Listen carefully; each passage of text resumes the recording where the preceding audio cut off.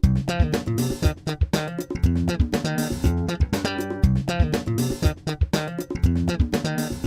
buongiorno. Aspetta a me fare le cose di casa come direttore di Arsenal. Sono Luciano Bastoni, molti di voi mi hanno già visto, e oggi siamo qui per l'ultima tappa, l'ultimo incontro di questo tipo del progetto Escape. È stato un incontro che è stato più volte rimandato, riguarda la conservazione legale, che è uno degli argomenti più importanti, più scottanti, più delicati, ma oggi riteniamo di poterlo approfondire al meglio. Oltretutto, tutto quello che stiamo facendo verrà registrato, voi potete rivedere anche delle pillole attraverso il nostro portale, di cui poi vi parlerà un po' meglio Claudio Saccarini. Il progetto Escape si è concluso praticamente e questo è l'anno di esercizio. Io ritengo sia un progetto di successo, non peraltro che è stato forse, non posso dire il primo perché non li conosco tutti, ma senz'altro uno dei pochi che ha visto tutte le URSS impegnate assieme. Il progetto sta andando avanti, il progetto può essere anche definito una delle tappe importanti, visto che al di là dei cittadini che comunque da qualche conteggio, da qualche studio che ha fatto la Bocconi arriveranno a risparmiare circa 75 milioni l'anno, se calcoliamo quelli che sono i trasporti, il tempo perso e così via, e circa 2 milioni l'anno li risparmiano le stesse URSS in termini anche questi di tempo, di personale e così via. È comunque importante perché è una delle fasi prime per arrivare alla digitalizzazione dei processi all'interno dell'ospedale, per poter arrivare anche a razionalizzare il servizio sanitario con una digitalizzazione spinta che potrà dare migliori servizi ai cittadini, ma di questo oggi non è oggi il momento. Dicevo, è stato a nostro avviso un progetto di successo, molti cittadini stanno già utilizzando, i effetti vengono scaricati in certe zone al 70%, in altre zone al 20%, comunque diciamo che siamo molto contenti perché laddove parte poi rapidamente si raggiungono dei numeri piuttosto importanti.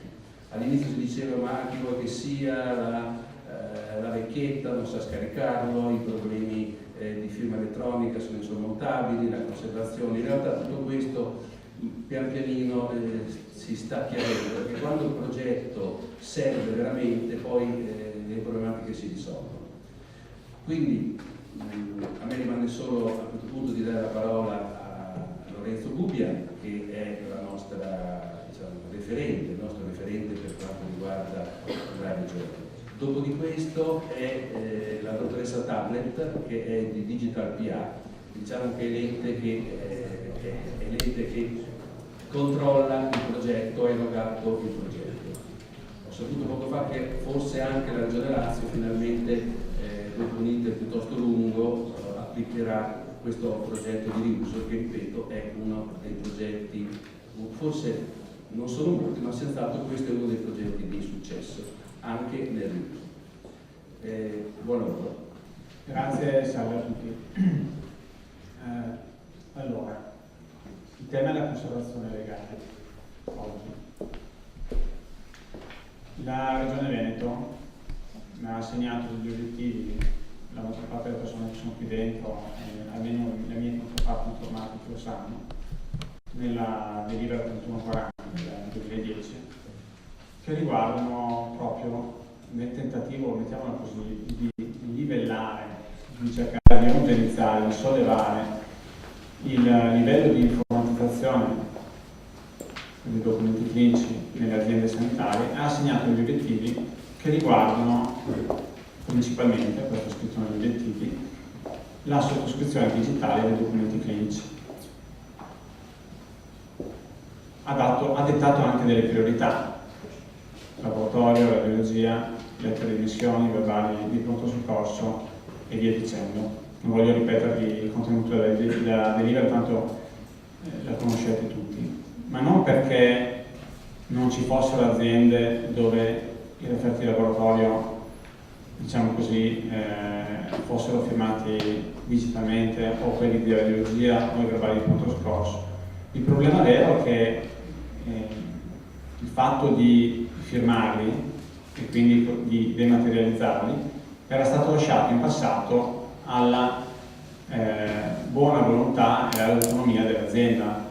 Non c'è mai stato un obiettivo specifico assegnato ai direttori generali sulla dematerializzazione dei documenti. Quindi qualche azienda firmava le offerte di laboratorio e analisi, qualche azienda non li firmava, qualche azienda li firmava solo per gli esterni, ho scoperto, e per gli interni no, per esempio. Dopo, scelte.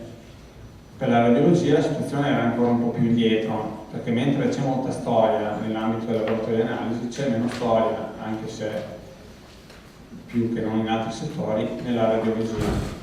Per cui la situazione era ancora più disomogenea. E così via. Se guardiamo le lettere di missione piuttosto che i verbali di conto scorso, la situazione è ancora più, come dire, diradata. Bene. Però il codice di amministrazione digitale ci dice che se vogliamo realmente dematerializzare, e questo sarà oggetto poi dei successivi diciamo così, interventi, se vogliamo realmente dematerializzare il referto, non basta che lo firmiamo digitalmente, i certificati scadono e il referto perde opportunità verso terzi. Quindi la conservazione legale sostitutiva non è un optional, un obbligo. Se state firmando referti, se state ponendo firme digitali su referti, conservarli è un obbligo, perché se no, alla scadenza quando il certificato espira, quel documento perde l'opponibilità verso terzi. Ok? Cioè non può essere automaticamente, per in realtà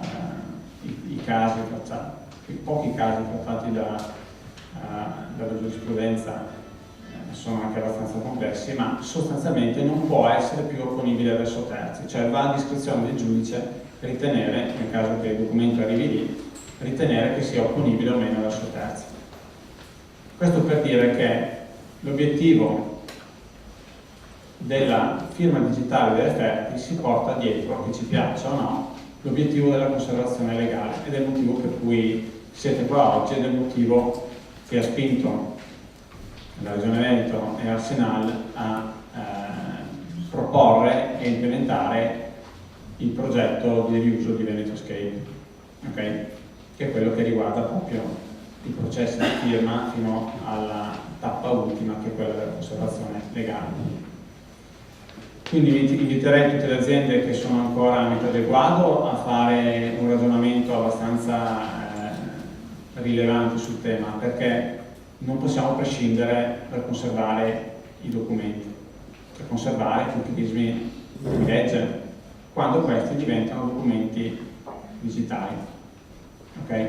Siamo qui oggi proprio per vedere, diciamo così, quali sono gli aspetti normativi, quali sono le buone esperienze fatte nel Veneto e qual è lo stato dell'arte di attuazione del progetto in questione. Ma sostanzialmente, qui senza nulla voler togliere nessuno, col progetto o senza progetto la conservazione era e rimane una cosa che dobbiamo perseguire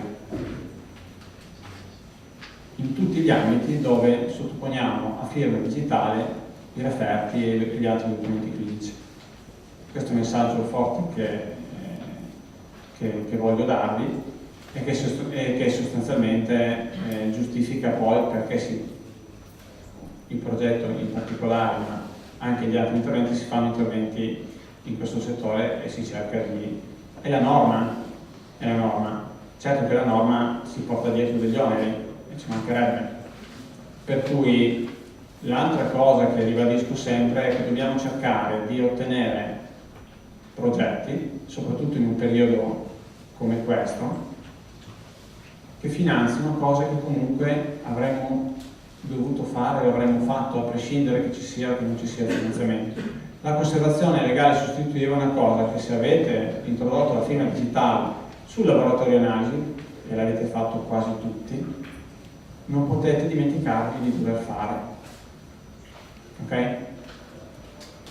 Quindi questo è il messaggio forte che voglio darvi, e soprattutto nell'ambito dell'innovazione della pubblica amministrazione, essere in regola col CAD e poter realmente dematerializzare i documenti è un ambito di fortissimo interesse regionale, perché se no progetti successivi, e tutti più o meno a livello aziendale, chi a livello aziendale, chi a livello provinciale, chi in area più vasta, stiamo cercando di porre le basi per creare il famoso fascicolo sanitario elettronico. Bene, il fascicolo sanitario elettronico, se non siamo a posto con la conservazione, è meglio che lo teniamo nel cassetto. Prima bisogna sistemare le basi e poi sopra le basi, solide basi, si può costruire anche il resto. Bon, non ho molto di più da dirvi, credo che sia come intervento regionale col tempo che vi ho rubato anche troppo, se non di ricordarvi di avere presente questi principi, che sono quelli che poi ci devono guidare nelle decisioni che prendiamo tutti i giorni. D'accordo? E qui il principio è che per dematerializzare bisogna conservare. Ok? Quindi il focus di oggi, del convegno di oggi, è questo, e spero che ci sia modo di approfondire sia gli aspetti organizzativi, che credo che ormai oggi siano più rilevanti di quelli tecnologici, e sia, dove necessario, anche quelli tecnologici. Vi ringrazio.